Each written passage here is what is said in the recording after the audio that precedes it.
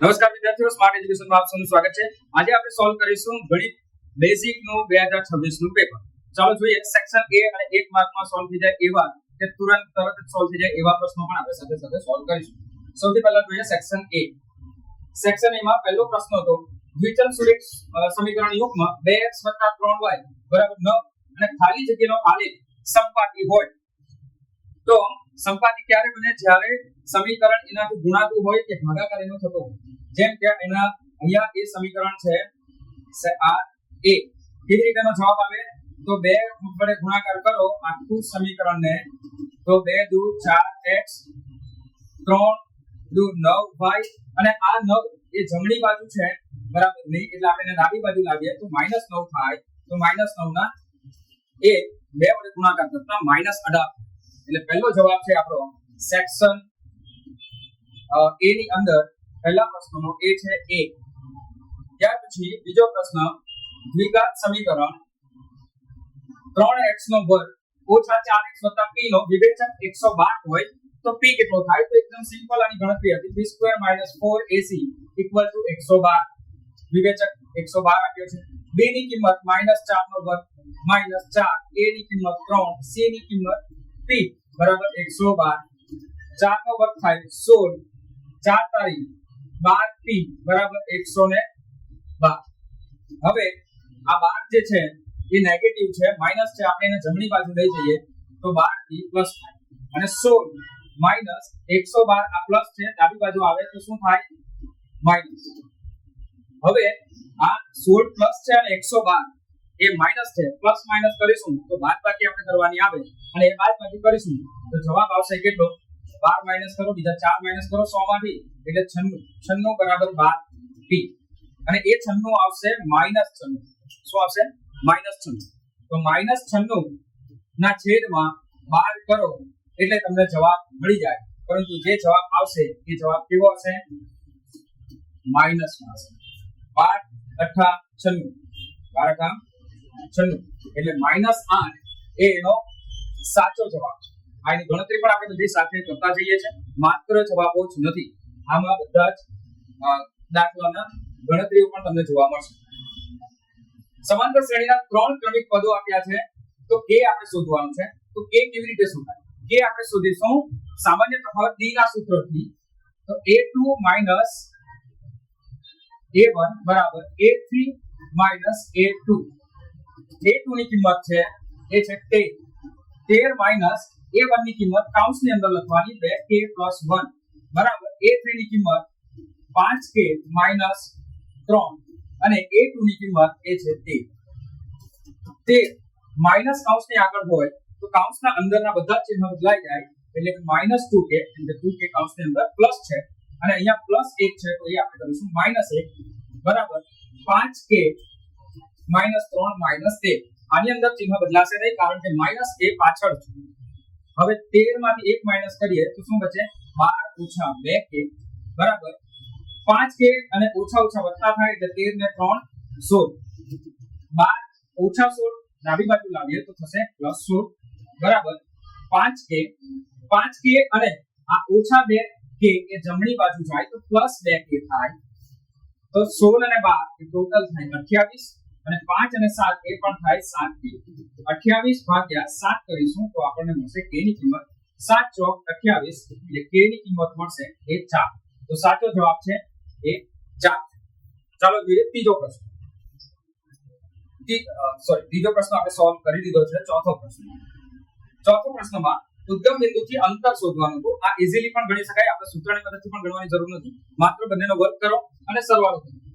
તો સૂત્રની મદદથી પણ તમે કરી શકો તો એ સૂત્રના મદદથી આવું કરી શકાય x1 - x2 આખા કૌંસનો વર્ગ વત્તા y1 - y2 આખા કૌંસનો વર્ગ। આ અંતર સૂત્ર છે a b નો વર્ગ આ વર્ગ મેં અહીંયા લખું છું, તમે આ સૂત્રને આખું વર્ગમૂળમાં પણ લખી શકો બરાબર, પરંતુ આપણે ઈઝી રહે એ માટે આપણે સિમ્પલ ગણતરી લઈએ છીએ તો x1 - x2 કરીએ તો -3 - 0 આખા કૌંસનો વર્ગ પછી 5 - 0 આખા કૌંસનો વર્ગ। અહીંયા મેં 0 અને આ 0 એ ઉદ્ગમ બિંદુના બે યામો લીધા છે 0 અને 0 શૂન્ય અને શૂન્ય -3 એનો આખા કૌંસનો વર્ગ અને 5 નો વર્ગ -3 નો વર્ગ પણ પ્લસ આવે 9 અને 5 નો વર્ગ આવે 25 25 ને 9 ટોટલ સરવાળો કરશું તો 34 થાય, પરંતુ આ જે કિંમત આવી એ AB ના વર્ગની કિંમત આવી, તો આપણને તો જોઈએ છે AB નું અંતર એટલે કે વર્ગમૂળની અંદર 34 એ સાચો જવાબ.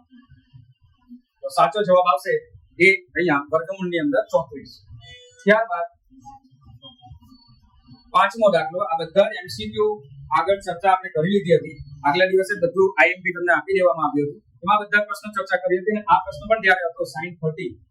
તો sin 30 માટે વિદ્યાર્થીઓને મેં કીધું હતું કે તમારે આ બે આકૃતિ યાદ રાખવાની છે, 60 30 1 2 વર્ગમૂળમાં 1 2 વર્ગમૂળમાં 3. આ આકૃતિ માત્ર એક યાદ રાખવાની છે જેનાથી આ પ્રશ્ન આપણો સોલ્વ થશે. sin 30 ની કિંમત શું આવે સૌથી પહેલા એ તમે જોઈ શકો તો સામેની બાજુ છેદમાં 3 એટલે 1/2. પરંતુ અહીંયા આપણને કીધું છે વર્ગ, તો આપણે વર્ગ પણ કરવાનો, તો 1 નો વર્ગ તો 1 આવશે અને 2 નો વર્ગ આવશે 4, અને સાચો જવાબ છે એ છે ડી. ત્યારબાદ છઠ્ઠો પ્રશ્ન. જો કોઈ જૂથબદ્ધ ડેટા માટે m - x બાર બરાબર 2 અને m + x બાર બરાબર 12 હોય તો z ની કિંમત શું થાય?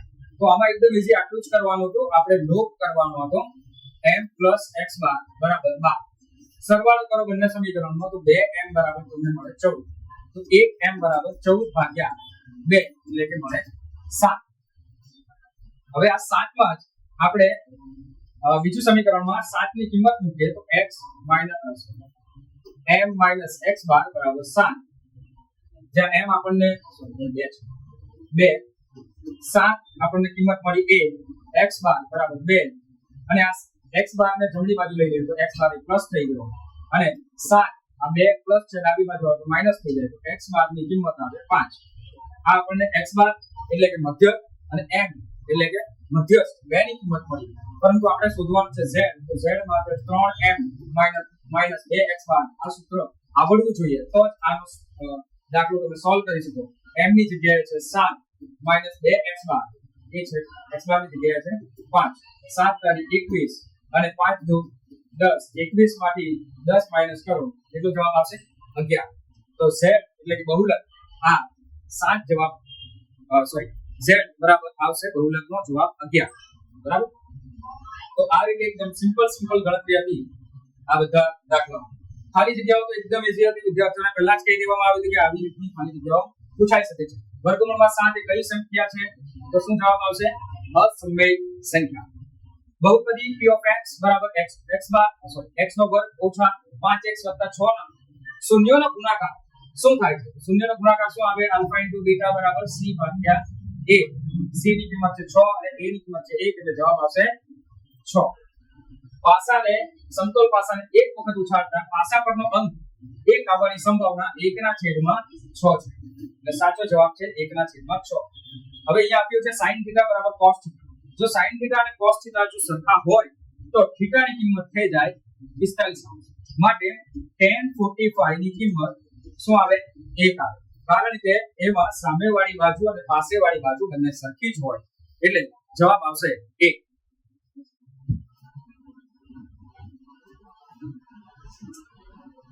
અગિયારમો પ્રશ્ન. એ પણ વિદ્યાર્થીઓને આગલા દિવસે ઇમ્પોર્ટન્ટ આપી દેવામાં આવ્યું હતું. બધા જ વિદ્યાર્થીઓ કમેન્ટ કરજો તમને જે આઈએમપી આગલા દિવસે આપવામાં આવ્યું તેમાં કેટલા માર્ક્સનું પૂછાયું છે.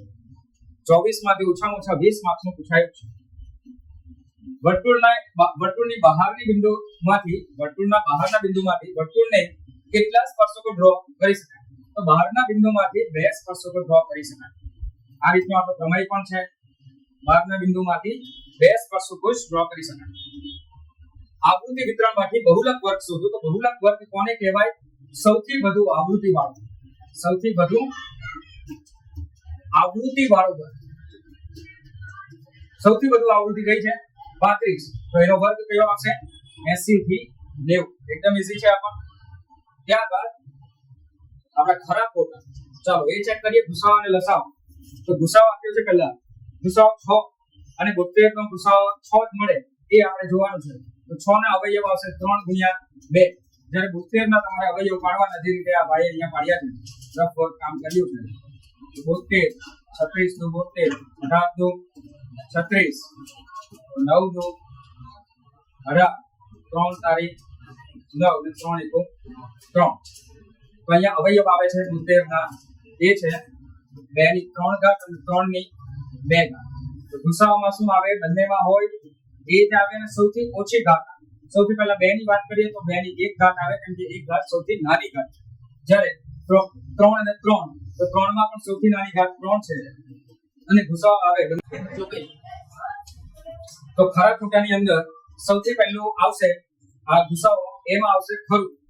ત્યારબાદ 14મો પ્રશ્ન જેમાં એ જે આપ્યો છે એ આપણા સામાન્ય વિદ્યાર્થીઓ માટે છે, એટલે એ પ્રશ્ન જ આપણે અટેન્ડ કરવાનો છે સામાન્ય વિદ્યાર્થી તરીકે. અને સામાન્ય વિદ્યાર્થી તરીકે તમે જોશો તો એની અંદર તમને 3 શૂન્ય દેખાશે. જ્યારે આપણને જે વાક્ય આપ્યું છે એ વાક્યની અંદર કીધું છે કે શૂન્યની સંખ્યા 1 છે, એટલે વિધાન ખોટું છે, એટલે આ વિધાન આવશે ખોટું. ત્યારબાદ આ પ્રશ્ન 14મો પ્રશ્ન છે, એમાં બી પણ છે. પ્રશ્ન ફક્ત દ્રષ્ટિહીન વિદ્યાર્થી માટે જ છે, પરંતુ કોઈ દ્રષ્ટિહીન વિદ્યાર્થી જોઈ રહ્યો હોય તો આપણે એના વિશે પણ આપણે અહીંયા લખી દઈએ, અથવા તો આવા પ્રશ્ન આપણને આવતા વર્ષે પણ પૂછી શકાય, એટલા માટે આપણે અટેન્ડ કરી દઈએ. તો ત્રિઘાત બહુપદીને મહત્તમ કેટલા શૂન્ય હોય? તો 3 શૂન્ય આવે, જ્યારે લખ્યું છે 2, એટલે આ પણ ખોટું છે. મહત્તમ કેટલા હોઈ શકે? 3 ઘાત વાળી બહુપદીના 3 શૂન્ય હોય છે.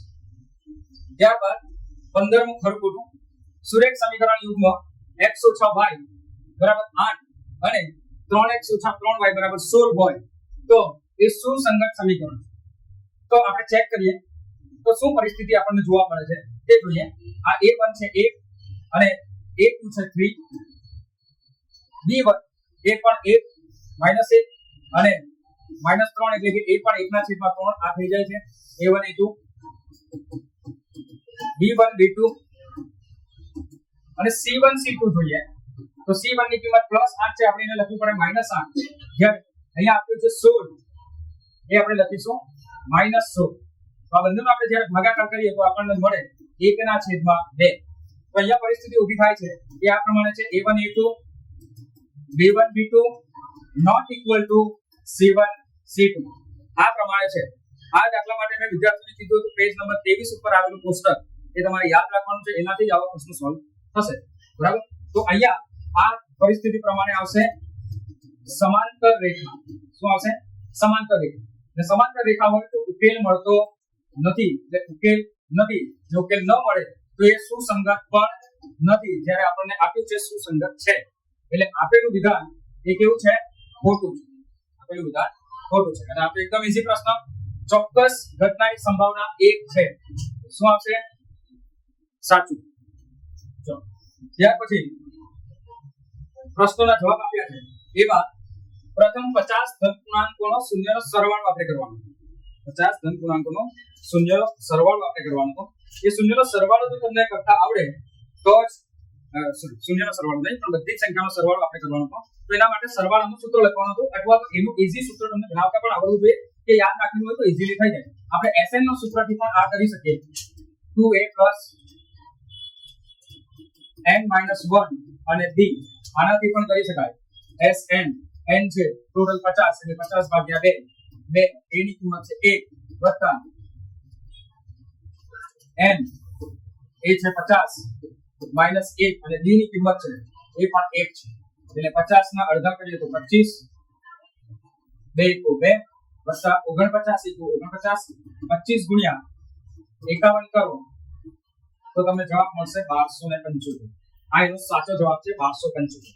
એટલે એનો સરવાળો શોધો એવું કીધું છે, એટલે તમારે ગણતરી પણ દર્શાવવાની હોય છે. આ જ દાખલો આપણે સીધું સિમ્પલ સૂત્ર બનાવીને જે સૂત્ર SN નો પ્રથમ ધન પૂર્ણાંકો માટેનું સૂત્ર છે એ પણ પાઠ્યપુસ્તકની અંદર આપેલું છે. એ કેવી રીતે બને એ પણ જોઈ લઈએ. n ભાગ્યા 2 2 a ની કિંમત 1 આવશે, n - 1 અને d ની કિંમત 1 આવશે. તો n ભાગ્યા 2 2 2 વત્તા n - 1 એટલે n - 1 જ આવશે. તો n ભાગ્યા 2 અને n વત્તા 1 એટલે n નો વર્ગ વત્તા n ભાગ્યા 2. આ આપણું સામાન્ય સૂત્ર છે ધન પૂર્ણાંકો માટે, પ્રથમ ધન પૂર્ણાંકોનો સરવાળો. જો તમે આ સૂત્ર મૂક્યું હોય તો પણ તમે દાખલો ગણી શકો. જેમ કે 50 આપ્યા છે તો 50 નો વર્ગ વત્તા 50 ભાગ્યા 2, 50 નો વર્ગ 2500 વત્તા 50 ભાગ્યા 2 એટલે કે 2550 ભાગ્યા 2, તો પણ તમને જવાબ મળશે 1275. એટલે સાચો જવાબ આ બંને રીતે તમે ગણતરી કરીશ. ત્યારબાદ ચક્રીય ચતુષ્કોણ આપ્યો. તો ચક્રીય ચતુષ્કોણમાં તમને નિયમ યાદ હોવો જોઈએ કે ચક્રીય ચતુષ્કોણમાં P અને R એ આવી રીતે આકૃતિની અંદર જો આપણે જોઈએ તો P Q R અને S તો આ સામસામેના ખૂણા છે. એ સામસામેના ખૂણાનો સરવાળો 180 થાય. એટલે અને આ જે આપણને પ્રમાણ આપ્યું છે એના પ્રમાણે આપણે ધારી લેવાનું છે. ધારો કે ખૂણો P બરાબર 2x અને R બરાબર 3x. ખૂણો P વત્તા R બરાબર 180 થાય. માટે 2x વત્તા 3x બરાબર 180 થાય. 5x બરાબર 180 થાય. x બરાબર 180 ભાગ્યા 5 થાય. 180 ને જો તમે 5 વડે ભાગો તો શું જવાબ આવશે? બોલો, કમેન્ટ કરો. શું જવાબ આવશે? 18 × 90 બરાબર. તો 36 × 5 180 એટલે અહીંયા જવાબ આવશે x નો જવાબ 36. પરંતુ સાચો જવાબ હજુ વાર છે. આપણે શોધવાનું છે r શોધવાનું છે, x નથી શોધવાનું. તો r માટે આપણે લખીશું 3x એટલે 3 × 36 અને 36 તારી 108. તો આ સાચો જવાબ 108 છે. અહીંયા સુધી દાખલો ગણ્યો હશે તો 1 માર્ક્સ મળશે. અને આ દાખલો ઈઝી દાખલામાં ગણી શકાય, આરામથી આટલું તો કરી શકાય. ચાલો, ત્યાર પછી અનિકેતને 25 ગુણની એકમ કસોટીમાંથી 20 ગુણ મળવાની સંભાવના શોધો. તો ઘણા બધા વિદ્યાર્થીઓ આ જ દાખલાની અંદર ભૂલો કરીને આવ્યા છે. એ ભૂલ છે કુલ શક્ય પરિણામો. જેમ કે અહીંયા વિદ્યાર્થીએ લખ્યા છે 25, આ ખોટું છે. કુલ શક્ય પરિણામો કેટલા આવશે? 26. સર કેવી રીતે 26? તો જ્યારે વિદ્યાર્થી પરીક્ષા આપે તેનો શૂન્ય માર્ક્સ પણ આવી શકે, 0 પણ આવી શકે. એટલે 1 થી 25 ગુણ તો ખરા જ, 1 થી 25 તો ખરા, પણ શૂન્ય પણ આવી શકે. એટલે ટોટલ કુલ શક્ય પરિણામ કેટલા આવશે? 26. અને 20 ગુણ મળે તો 20 ગુણ એક જ વાર મળી શકે. એટલે 1/26 એ એનો સાચો જવાબ છે. એટલે સાચો જવાબ આવશે 1/26. ઘણા બધા વિદ્યાર્થીઓએ ભૂલો કરી છે. આપેલી માહિતીનો મધ્યક શોધવાનો હતો. એકદમ ઈઝી રાખ્યો છે. મધ્યક શોધવા માટે સૌથી પહેલા એને ચડતા અથવા તો ઉતરતા કોઈ પણ એક ક્રમમાં ગોઠવો. જેમ કે સૌથી પહેલો છે 1, ત્યારબાદ 3, 4 અને 5 અને 5. તો બરોબર વચ્ચે જે આવે ને એ એનો મધ્યસ્થ. મધ્યસ્થ બરાબર વચ્ચે આવતું અવલોકન, બરાબર. અને સૂત્ર પ્રમાણે જો આપણે એને લખવું હોય તો મધ્યસ્થ m બરાબર n+1 ભાગ્યા 2 નું અવલોકન. n+1 એટલે કે 5 + 1 ભાગ્યા 2 નું અવલોકન એટલે 6 ભાગ્યા 2 નું અવલોકન. તો ત્રીજું અવલોકન. અને ત્રીજું અવલોકન કયું આવશે? 4. પહેલું, બીજું અને ત્રીજું. ત્રીજું અવલોકન કયું આવશે? 4. એટલે આ રીતે આ દાખલાઓ સોલ્વ થશે. ત્યારબાદ સંકુલી વક્ર સપાટીનું ક્ષેત્રફળ પૂછ્યું છે. તો સંકુલી વક્ર સપાટીનું ક્ષેત્રફળ એનું સૂત્ર તમને આવડવું જોઈએ. શું આવશે? πr h. શું આવશે જવાબ? πr h. નળાકારનું ઘનફળ આવશે πr²h. એકદમ ઈઝી છે આ સૂત્રો. ત્યારબાદ વર્તુળનો પરિઘ થોડો ટ્વિસ્ટ કરીને પૂછ્યું છે, પરંતુ આ પણ ઈઝીલી શ્રેણીમાં જ આપણે લખી શકીએ. વર્તુળનો પરિઘ 2πr. જ્યારે વર્તુળનો વ્યાસ એ 2r થાય, 2 2 r અવળી જાય, જવાબ આવશે π. એટલે સી જવાબ આવશે. જ્યારે લઘુવૃત્તાંશનું ક્ષેત્રફળ, તો લઘુવૃત્તાંશનું ક્ષેત્રફળ છે πr² ગુણ્યા θ/180 અને વર્તુળનું ક્ષેત્રફળ એ પણ ભાગાકારમાં લેવાનું છે. તો આપણે એને 1/πr² લખીએ તો πr² અને સોરી અહીંયા θ/360 આવશે. πr² અને πr² એ કટ થઈ જાય તો જવાબ આવશે θ/360. અને સાચો જવાબ છે એ θ/360. હા, સાચું જવાબ, બરાબર. તો અહીંયા આપણા 24 સેક્શન એના પ્રશ્નો પૂર્ણ થયા. તમારા કેટલા માર્ક્સ આવ્યા જરૂરથી કોમેન્ટ કરજો. હવે જો એક માર્કમાં કે જલ્દી સોલ્વ થતા હોય એવા આપણે પ્રશ્નો પણ જોઈ લઈએ. સાથે સાથે આપણું આખું જે પેપર આપ્યું છે એ પેપર પણ જોઈ લઈએ. એ પેપરની અંદર પણ આ દાખલો પણ તમને ઇમ્પોર્ટન્ટમાં આપવામાં આવ્યો હતો. 2x - 2x અવયવ પાડો અને શૂન્ય શોધો. શૂન્યનો સરવાળો અને ગુણાકાર એ પણ ઈઝી છે. બધા દાખલા ઈઝી છે. મધ્યબિંદુના યામ શોધો. તો આ મધ્યબિંદુના યામ ઈઝીલી તમે શોધી શકો. બંનેનો સરવાળો કરો. બંનેનો સરવાળો કરો તો 4 + -3 કરો તો એક જવાબ આવે. 1/2 કરો એટલે 1/2. એવું સેમ અહીંયા પણ -3 અને 4 છે તો 1/2 1/2. આવો જવાબ જો આવ્યો હોય ગણતરી સાથે લખવાનું છે તો તમને પૂરેપૂરા 2 માર્ક્સ મળશે. આ તમારો સાચો જવાબ છે. ત્યારબાદ આ પણ ઈઝી પ્રશ્નો છે. 33મો સામાન્ય વિદ્યાર્થી માટે આ પ્રશ્નો જે આપણને આપ્યો છે 34માં a. તો 34માં a જો શું આપ્યું છે તો આપણે આપણું સૂત્ર મુજબ આપણે નાની આકૃતિ મુજબ યાદ રાખવાનું હતું કે શું એની કિંમત હોય છે? તો અહીંયા 60 30 1 2 વર્ગમૂળમાં 3. અહીંયા આપણે કર્ણ આપ્યો છે અને આપણે શોધવાનું શું છે? થાંભલાની ઊંચાઈ. તો આ થાંભલાની ઊંચાઈ છે. થાંભલાની ઊંચાઈ AB માટે આપણે લખવું પડે sin 30 બરાબર એની સામેની બાજુ એટલે કે AB અને છેદમાં કર્ણ એટલે કે AC. sin 30 ની કિંમત આ નાની આકૃતિ છે જે મેં દરેક વિદ્યાર્થીઓને કહું છું કે આ યાદ રાખો. માત્ર એક આકૃતિથી તમને 60 અને 30 ના કોષ્ટકના બધા ખૂણાઓ તમે પ્રાપ્ત કરી શકો. જો માત્ર 6 સૂત્ર તમને આવડતા હોય તો 6 પણ નહીં 3 આવડતા હોય 3 તો એનાથી ઉલટા છે. તો sin 30 સામેની બાજુ 1 કર્ણ 2 એટલે 1/2 બરાબર AB જે આપણે શોધવાનું છે અને AC એ 20 આપ્યા છે. ક્રોસ ગુણાકાર કરો 20/2 બરાબર AB. તો AB 10 આવશે એનો જવાબ.